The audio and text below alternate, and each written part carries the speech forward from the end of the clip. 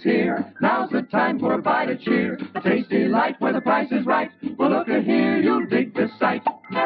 The moment's handy for a piece of candy. Just name your brand, they're all so grand. Hey, what do you think of a nice cool drink? Or a big box filled with a popcorn thrill? Let your taste buds meet with an ice cream treat. Refresh yourselves, it's time to eat. So come on, folks, let's join the band as we all head for the refreshment stand.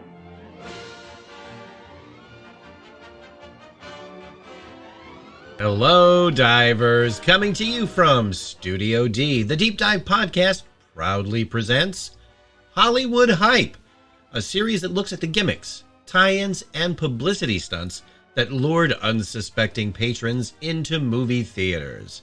I'm Tom Feeney, two-time Regional Emmy Award winner and writer for Wang's Chop Movie Magazine.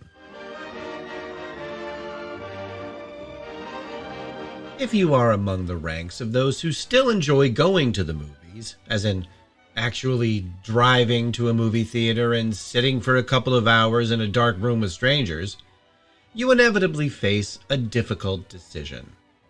Do I want popcorn? Or candy? Or nachos with some rubbery cheese-like goop? Perhaps a mystery meat hot dog or microwaved chicken nugget material? Well, this is the eternal question that faces us all, and has faced generations of moviegoers as they approach the concession stand.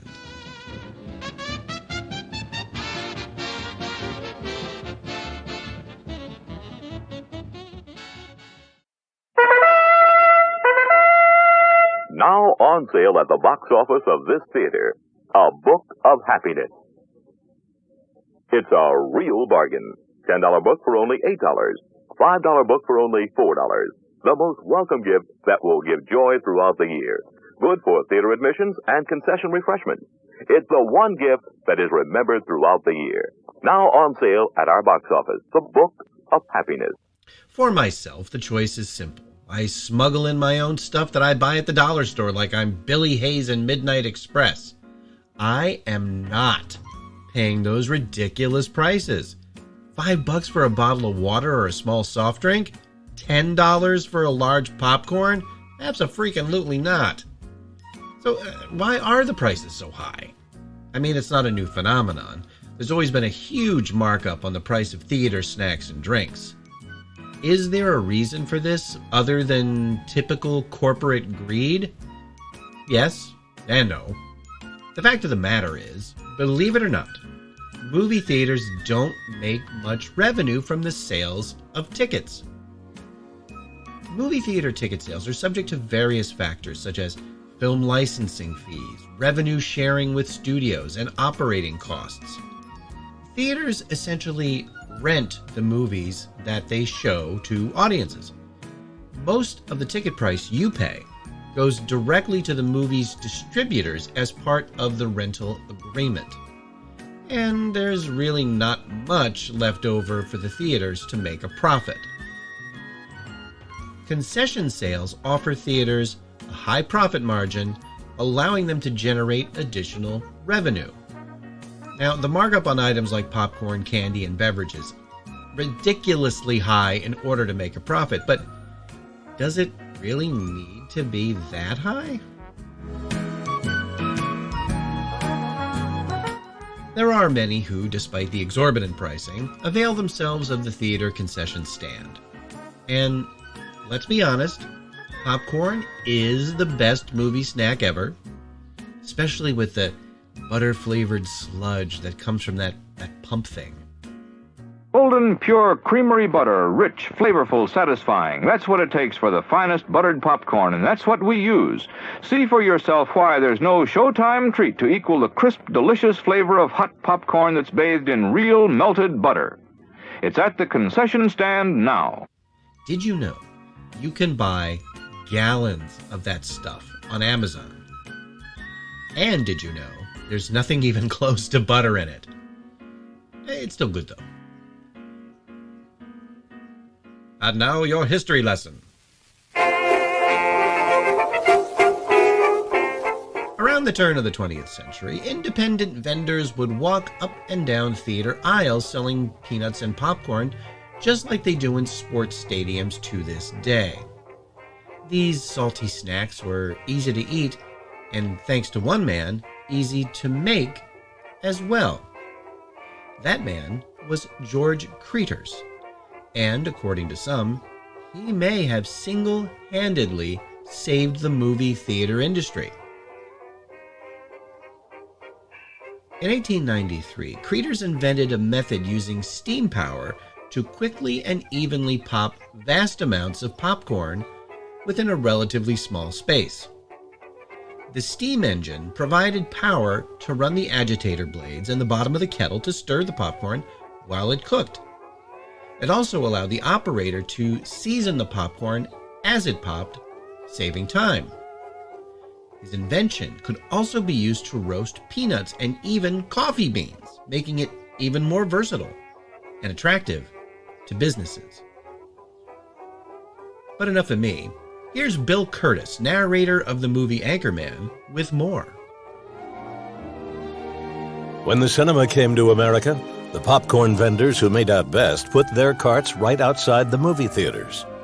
Popcorn was just about everywhere. It was a fresh snack. It was something that people could eat. You knew it was fresh. By 1930, 19 million Americans a week were going to the movies. The Depression set in. Everybody was in trouble. Nobody was making any money. And the popcorn vendors were anxious to move their stands from the sidewalk to the lobby. Let's all go to the lobby. Let's all go to the lobby. Let's all go to the lobby to get ourselves a treat. The original movie theaters, they didn't want popcorn until they found out how much money they could make on it. And at that point, then they decided popcorn was a good thing. And it kept a lot of movie theaters alive. Today, it's a major part of their revenue stream. To get ourselves a treat. The Creeters Company is still going strong today and is still operated by the Creeters family. They make all sorts of concession equipment, from, of course, popcorn poppers to pizza ovens, hot dog rollers, and even cotton candy makers. So, popcorn and peanuts helped the movie theater industry survive the Great Depression. There was no looking back. In fact, by 1945, 40% of all popcorn consumed in the United States was done in theaters, and 15% of that popcorn was left on the theater floor. Now that's just my guess. All these years later, and fresh popped popcorn is still the #1 best-selling theater snack, as it should be. Here's magic, popcorn magic. Only hot, fresh, perfectly seasoned popcorn can satisfy that movie time popcorn craving. So if you like popcorn, you'll really like ours. We start with the best and make it better. Get plenty for everybody, now. As the movie industry flourished, theaters sought to maximize profits by expanding their concession offerings. Pre-World War II, candy bars, chocolates, and other sweets were introduced as popular theater snacks. Brands like Nestle, Hershey's, and Mars began producing specially packaged candies tailored to moviegoers. Guess what? Guess what would taste good right now? Candy. We've got your favorite kind at the concession stand. Come on down and pick out the kinds you want to enjoy during the rest of the show. Be sure to get plenty because everyone likes candy, and our big variety is chosen to please everybody's taste. In the post-war era, the popularity of boxed and bagged candy at movie theaters surged. Boxes of Goobers, Milk Duds, M&Ms, Raisinets, and Junior Mints gained popularity as beloved movie snacks. The convenient packaging and bite-sized portions made it easier for patrons to enjoy their favorite treats while watching the film. Now these days, you are just as likely to see Sour Patch Kids, Skittles, and Reese's Pieces, and, my favorite, Bunch of Crunch, in the candy case. Almost since the very first moving images flickered across the silver screen, some of those images were ads or concessions. More on that after I go to the lobby to get myself a treat. It's intermission time, folks, and that means it's time for a tasty snack. How about a stroll over to the refreshment counter for a delicious bite to eat? See you over at the refreshment counter. We are about to witness the takeoff of the first manned rocket to outer space. We pick up the count. 7, 6, 5, 4, 3, 2, 1, 0! We're off to visit the planets. There are treats galore in the stars. Venus is loaded with candy, and ice cream is found upon Mars. The soda pump's fizzing on Saturn. When you're thirsty, it's sure it's a spot. And Jupiter's really jumping with popcorn that's buttered and hot. But the best of them all is the planet, where all of these treats are at hand.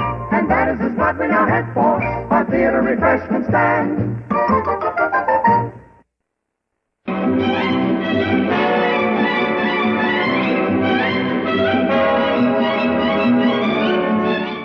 The whole family's getting together to show Dad how much he's appreciated.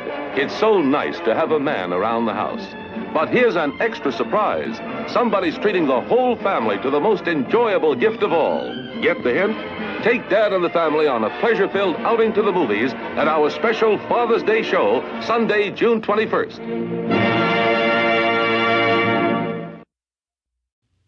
Welcome back. The first known theatrical commercial arrived in 1897 and was for Admiral's cigarettes. That opened the floodgates for what are called snipes. A snipe refers to a short promotional advertisement or message that is added either before or after the movie trailers. Now, every theater and chain has their own snipes, from so-called policy trailers that tell you everything from where the emergency exits are to warning you not to use your cell phone during the movie. Don't forget that. They also alert you to your last chance to get those pricey treats before the film starts. Ladies and gentlemen, your attention please. C.T. Cobb and the following messages. Cobb Theaters welcomes your suggestions. Our primary concern is your comfort and enjoyment. Thanks for not smoking. It's the law. There's still time to visit our snack bar for popcorn, snacks, ice-cold Coca-Cola, and Diet Coke. Try the Cobster, jumbo popcorn, and 64-ounce Coke. Please deposit litter in trash receptacles as you exit the auditorium. The perfect gift for any occasion, gift certificates are available at the box office. Please don't talk during the movie. Thanks for visiting with us. Buckle up and drive safely. See you next week. And now, sit back, relax, and enjoy the show. These days, with the diminishing gap between the movie theater experience and watching films on your high-def big screen TV at home, theaters have expanded their concession offerings, serving chicken fingers and chili cheese fries to complement the classic snacks. In a post-COVID world, more theaters are aiming to coax crowds back with reserved seating, alcohol, full-service restaurants, and other amenities. Even ordering a meal at the concession stand and having it brought right to your seat is a thing in many theaters. Now, that's all well and good, but for me, I am still smuggling in contraband like Han Solo smuggles Rathtars. Next week, part 2 of this two-parter. We look at, or rather listen to, some of the more unusual offerings at snack bars through the years, and how the concession stand became an integral part of the drive-in movie experience. If you miss it, no popcorn for you.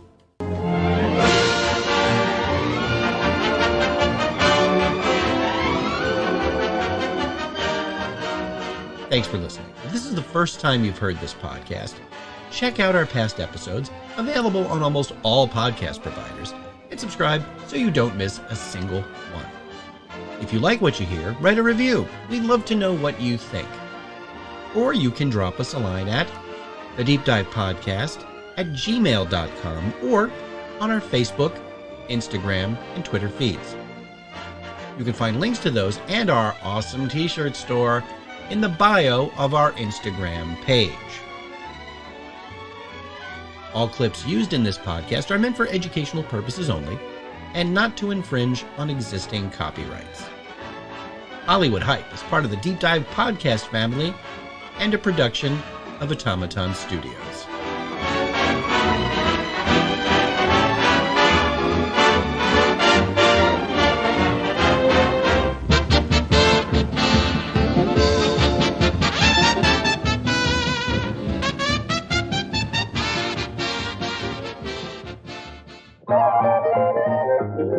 The end appears up on our screen. Just hear the audience crying.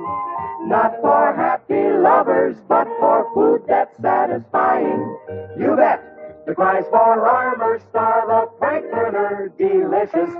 Get yours at our refreshment bar. They're juicy and nutritious. If drinks are what you want, we've got 'em. Hot and cold, just holler. All drinks taste good with Armor Franks. You bet your bottom dollar. Or if your taste for popcorn set, we have it hot and waiting. For extra treat, just buy a bag. It's fun to eat when dating. But don't forget your Armor Franks. Act on our proposition. Come on, come all, come eat your fill. Right now it's intermission.